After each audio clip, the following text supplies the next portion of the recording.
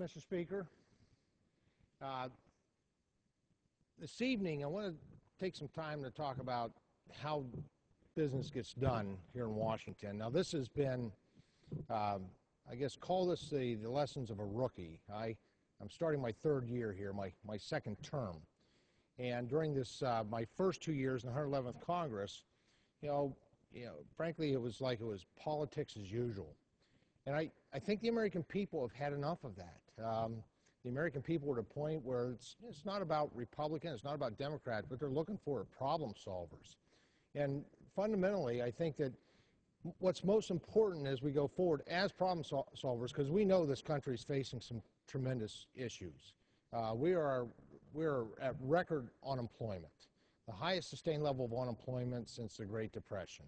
We have a national debt that has amassed to over $14 trillion, impacting our children, our grandchildren's future. We have all kinds of significant issues facing this nation, and we need solutions. But the solutions, they have to be solutions, I believe, they're not politics as usual. They need to be solutions that are, frankly, based on what I call principled leadership. It's the very foundation of how we make our decisions, not based on a political agenda, not based on the whims or the will of a few or many, but frankly based on principles. And that's what I want to spend some time this evening talking about, principled leadership. In my time in Congress, I've seen we make a lot of decisions, an awful lot of decisions. Many of those impact not just the nation, but the world. And I see decisions made by different members using different methodology. For me, I really do fall back on principled leadership. I actually fall back on values, principles that I learned as a youth. Frankly, I take them from my experience in scouting. 41 years. This is my 41st year in scouting. It's a great organization. It serves boys and girls and develops them into fine young people, productive, active citizens. And when I make a decision, I ask myself 4 questions, and it may sound a little old-fashioned for some folks, but frankly it works for me and it works consistently. I ask myself 4 questions principles that come from the Scout Promise, actually. The first question I take from that Scout Promise, that first question is, when I'm making a decision, I'm faced with an issue and I need to decide, the first question is, what is my duty to God? Is a decision I'm making, is it righteous according to God's Word? Is it according to my faith? Frankly, if the answer is no, I don't go any further on to question 2, 3, and 4. If I do go on, the next question is, what is my duty to country? And that is, frankly, what does the Constitution say about the decision that I'm about to make? Is it according to the rule of law? Is it according to those liberties, those freedoms, those rights, and the distribution of powers that are outlined within the Constitution? Because there are certain things the federal government is supposed to do according to the Constitution.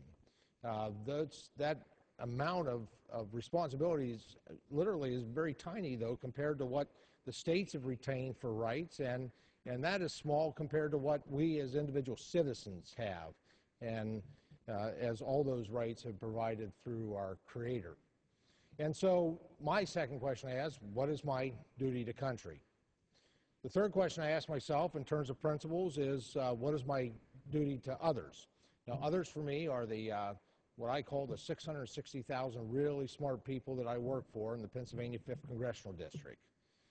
It's pretty easy to determine what the intended consequence is and the intended impact on the citizens that I serve, and frankly that all of my colleagues serve. Because on the first page of any bill or 2,000 pages, that intended consequence is pretty easily and clearly articulated. It's the unintended consequences, however, that you have to work at. And it's the unintended consequences that can have the most impact on the lives of the people that we serve. And that's why communications is such an incredibly important responsibility with our constituents. including why we're here in Washington, using different methods and the open door policy and receiving, soliciting input, feedback from our constituents, but also certainly when we're back in the district and we're in those communities and we're communicating with people and they're telling their, talking about the situations that they're in and how the federal government, the things that are going on are impacting their lives. That is tremendously valuable information when we are back in the district, and that's what district weeks are all about. It's about communications and feedback with your employer, and it's the people that you work for. And finally, for me, the fourth question I ask myself in terms of principles and principled leadership has to do with duty to self. And again, I borrow from scouting, my years and decades in scouting, to the questions I ask myself is, am I prepared to do my best on each and every decision I make? And that is, have I worked hard to get all the information that I need? Have I worked hard to reach out to my constituents to find out, as I've read a bill, make sure that they have access to it so that they understand and I can determine and solicit from them their feedback on what the unintended consequences are? So am I prepared to do my best? Those are principles that have served me well these first 2 years, and I certainly continue my commitment to follow principled leadership going forward in serving both this country and certainly the citizens of the Pennsylvania 5th Congressional District. Another set of principles that I'm pleased to share tonight came from a group of citizens within the area of the Pennsylvania 5th Congressional District, and this was these are principles that were outlined by citizens who were concerned. They were concerned over the past 2 years with the things that they saw going on in their nation, in their country. They came together because they were afraid. They were afraid of what the future held. And this was in Lycoming County of the Pennsylvania 5th Congressional District. But you know what? These are principles that I have seen put forward by everyday citizens all over the nation, actually, certainly throughout my congressional district. And I appreciate the fact that they took the time. They put these together, and I have a scroll here with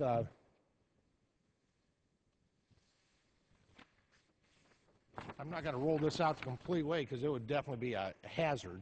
It's a wonderful scroll with over 4,000 names on it of individuals who have put their signature to standing for principles and expectations from government.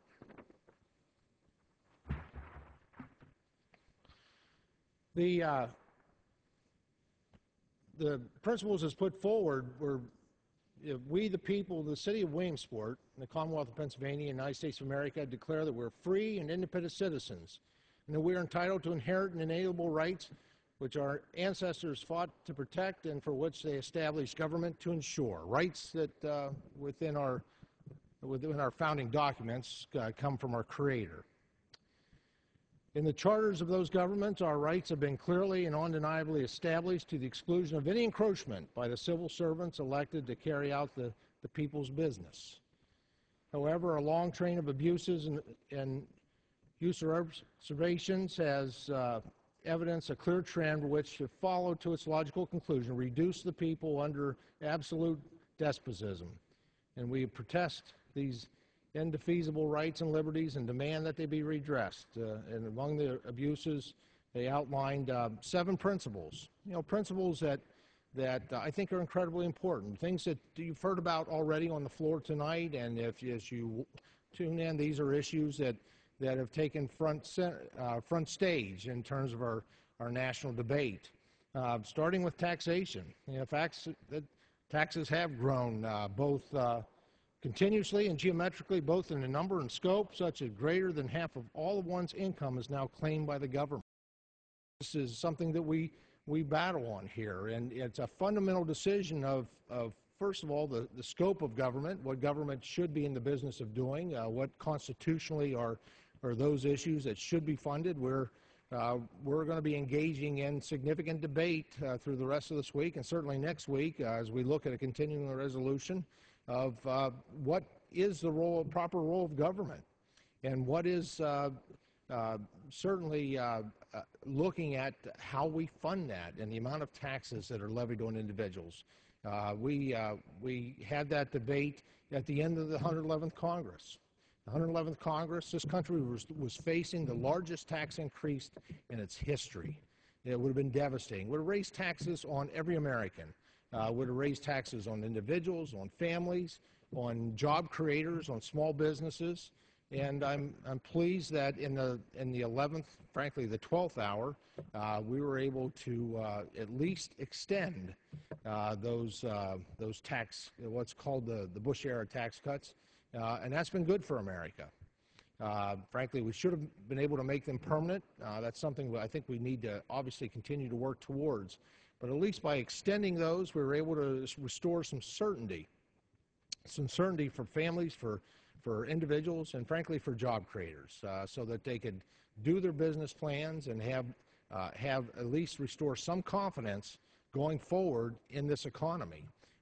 Confidence that to allow small businesses to be able to invest their resources, to invest in capital, be it expanding building a new site of business, by expanding a product line or service line, and hiring, creating jobs. Frankly, many of the individuals over the past year and a half, as I've traveled around in my congressional district, and I talk with folks that I know are the job creators. These are individuals that every year would take their resources, their profit, and that's not a bad word. That's a good sign of good economic times, and they'd reinvest a good portion of that profit back into their businesses, and they would create jobs. You know, in the past 2 years, because of uncertainty, much of it around taxation, they've been sitting on the sidelines. You know, they didn't know what was coming. The health care, the Obamacare that was raising taxes, was putting mandates. If you're an employer with more than 50 employees, that means more financial burdens are going to be placed on you, more mandates. So there's no encouragement to grow your business. But taxes are something that I was very pleased when we were able to extend those tax cuts. That's the American people's money.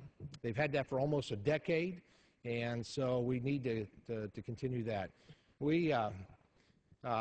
The second principle that these good folks have identified is national debt, and then the public credit has been tapped beyond any reasonable ability to repay within the current generation.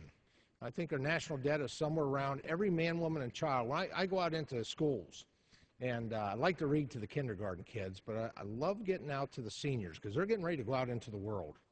You know, they're just on the threshold of life. And I usually open up by saying that, first of all, I work for you. I'm your member of Congress. I work for you.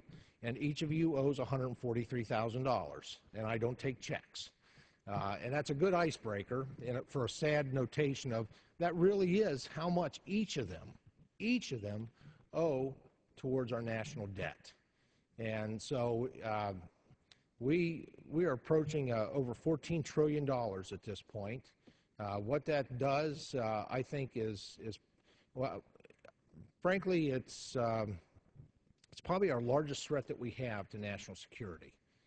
The fact that we have that much debt accumulated, and that 60% of that debt is held by foreign countries. Our number one lender is China. And I think that just puts us in a very, very dangerous situation for the future. So I think that I'm joined this evening by a good friend of mine from also lives in Lycoming County. Mr. Marino, if you want to step up and talk a little bit about your thoughts on national debt and what that means to us going at the podium there. This is a great member, Tom Marino. He represents a neighboring district of mine. We share 2 counties. I've known Tom for a long time. I worked in healthcare in Lycoming County for about 28 years. Tom's a former district attorney there, a native son, and I was real glad and real proud to see him come to Congress. And so I'm going to yield to the gentleman from from Pennsylvania. Thank you. Mr. Speaker, I come to the floor this evening to applaud my good colleague and friend from Pennsylvania. In fact, our districts border one another. And we have the same philosophies because we're so close. Our districts overlap. We share a couple of counties. And we both share the sentiments of our constituents. The people who voted for us, the people who didn't vote for us. We have a job to do. We've been hired and directed to be sent to Washington and very clearly told what we need to do, and that is to continue to cut taxes, cut the spending, downsize Washington, which a combination of those three will create jobs. Like my good friend from Pennsylvania, we need to get back to a simple time when we look at the Constitution, we apply the Constitution, we follow the Constitution, and in doing that, I'm confident that we are on the right track. I know our constituents from Williamsport may be watching us and from around the district, and I want to tell those individuals, as well as anyone else watching around the country, that we work for you. We know what the message was, and we have started that process. I look forward to, as my good colleague does, as reaching across the aisle, working with our colleagues there to improve the quality of life for people in this country, to make sure that our children hopefully have a better life than we do, and to certainly make certain that we do not strap them with this unbelievable cost and debt that I'm afraid if we do not take control of this now, we will absolutely lose total control of it, and we just have no idea of how far our finances can be plunged into total chaos. So again, I want to thank my colleague for having me here. I'm going to sit and listen to more of this debate. I appreciate the time. I want to say hello to my friends back in my hometown of Williamsport, Pennsylvania, and the people in the 10th Congressional District, and also my friends in the adjoining district of my good colleague from Pennsylvania. And Mr. Chairman, I yield my time. All right, I thank the gentleman for joining me tonight on the floor to share about principles and the needs that we have there that we're faced with. Again, these are difficult times. One of the things in terms of this much debt that's out there, it reminds me we just hit a kind of a milestone of being married for 30 years not long ago, and soon after my wife and I were married, we bought a house. And it was a time where the country was facing similar situations, such high unemployment and, frankly, high inflation. And this is a tremendous concern that I have, that with all this borrowing and this debt, that inflation will naturally follow. And, in fact, frankly, this was at the term of President Jimmy Carter. We were looking at real estate. It was a time of stagflation, both high inflation and high unemployment. And my wife and I bought a home. We got a great deal because real estate wasn't selling, much like today. And we thought we got a first-time state mortgage rate, and we thought we were just doing great because we got this interest rate. I believe it was 18%.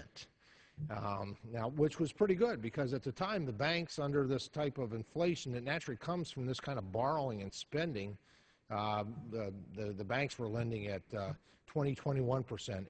Something we have a responsibility not just to today's generation, but our children, our grandchildren, to get this national debt under consideration. The next principle I wanted to touch on was national defense. And the principles as presented here talks about, frankly, the placement of troops without formal acts of war, and the concern with that. But it also goes on the fact that we put so much into theaters of war. I happen to believe I've got a son and a daughter-in-law in the United States Army. They were just married yesterday, actually. They're in Washington here with us a couple days. And I'm very proud of our troops and what they do. You know, I believe that constitutionally that national defense is our most important job. It's up front in the Constitution that's what we should do. Within the principles outlined here before you, it also, and this is the finer print, it's hard to read, but it talks about the fact is we can't ignore national defense here at home. And we've got threats here. We know that. When you look at the southern border in particular, and just the unchecked illegal immigration into this country, and I realize that many of those folks are coming in search of a better way of life, but frankly, there are folks coming in here that I think could easily come across the borders and probably have to seek to do us harm, and the things that they can carry across that border. And so we need to make sure that we are securing that border. That is, we should be doing everything we possibly can. I think that this principle speaks to that, and I think that this country has been failing at making sure that our ports and our borders are ultimately safe. This is a different day. This is when our enemies don't wear a uniform and don't march under a specific flag. We have to take the measures and the precautions to make sure that the American people stay safe. That is our #1 job in this country, is safety and security. The fourth principle under here to be addressed is political corruption. You know, that is something that frankly, we need individuals at all levels of government that are public servants, that approach their jobs with a servant's heart, as opposed to be self-serving. And I know that Mr. Marino, who is now in Congress, has that servant's heart. Many of my new members, new colleagues, and certainly folks I've served with the past 2 years have that focus and commitment frankly, of service and sacrifice to our constituents. And so I think that is something I respect the fact that is on here. That is certainly something that's important, that the people are here that are serving not just at the federal level, but the state level and local level for the right reasons. Central banking and money. I'm going to switch these charts just to be able to read them a little better.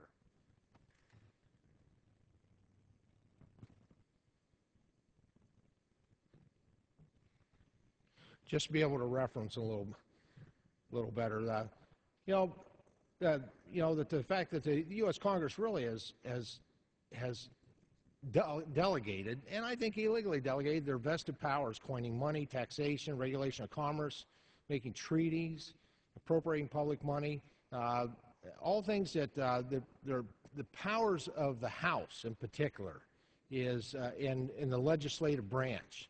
We have 3 branches of government, but they're not equal. They're co-sovereign, but they're not co-equal. And we have delegated over not just 2 years, but many years, much of our authority, much of our responsibility as a legislative branch to the administrative branch. And frankly,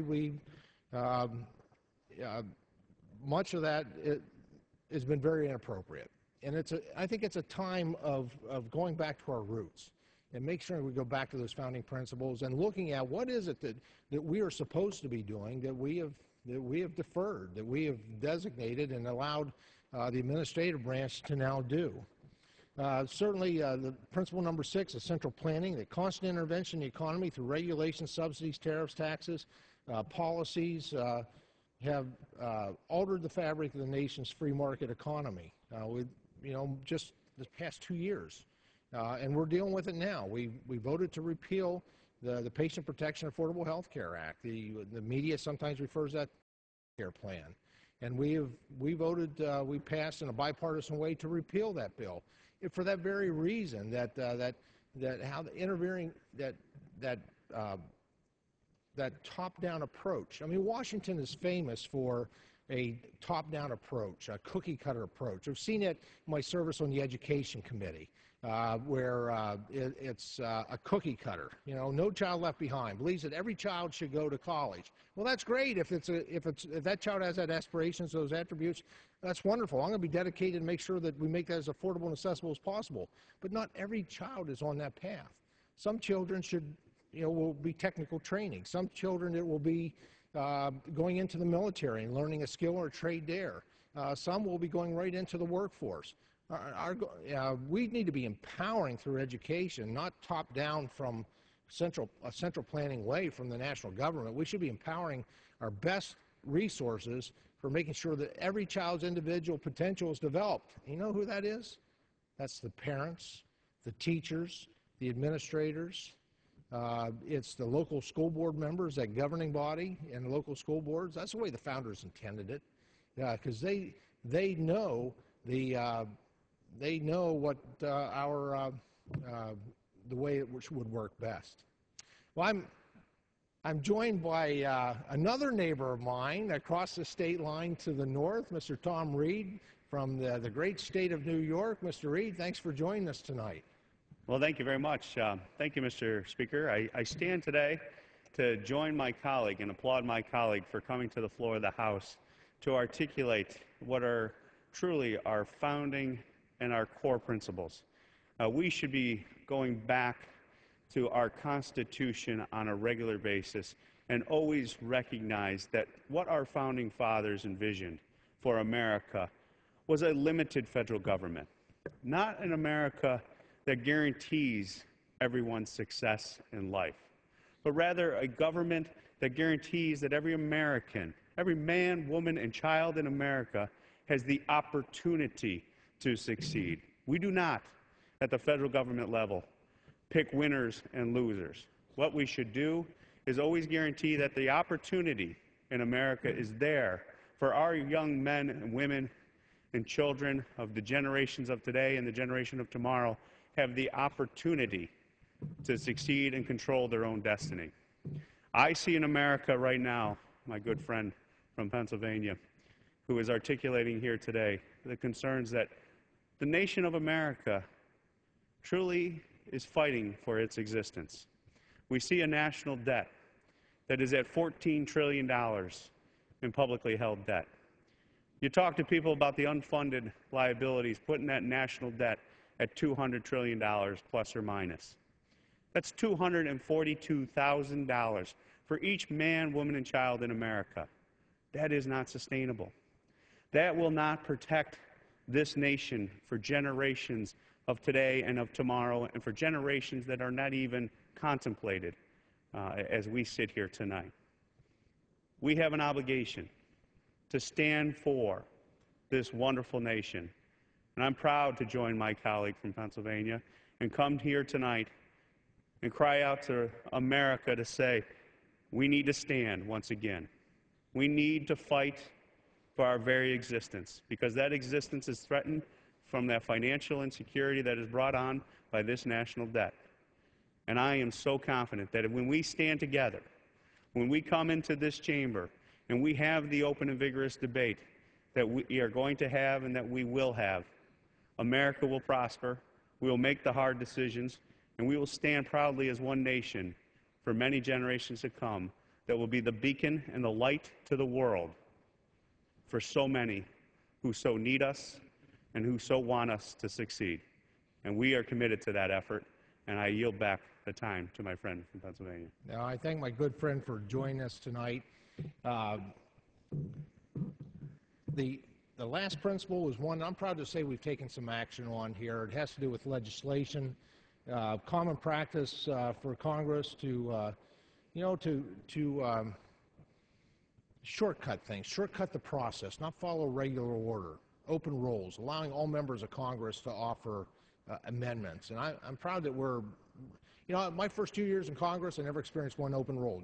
Shocked to find out that that's how normally you did business. That was predominantly, most of the time, it's under open roll. Some of the things we put in place with our rolls package is it requiring bills to be published ahead of time so that not only us as members of Congress, but our constituents can read them. And we have that chance to solicit input from them to get that that feedback on what the unintended consequences and how it may impact them. The fact that we're now requiring you have to give some evidence, some documentation of where the constitutional authority is for doing this bill. Trying to keep germaneness in terms of what we put forward versus these thousands of page bills that are just a mismatch of different topics. So I thank my colleagues tonight for joining me in this. Certainly thanks the patriots like those folks in Williamsport, Pennsylvania who join in sharing those principles that we have, those patriots like that all over this nation, and we're just so appreciative for what they do for this country as well.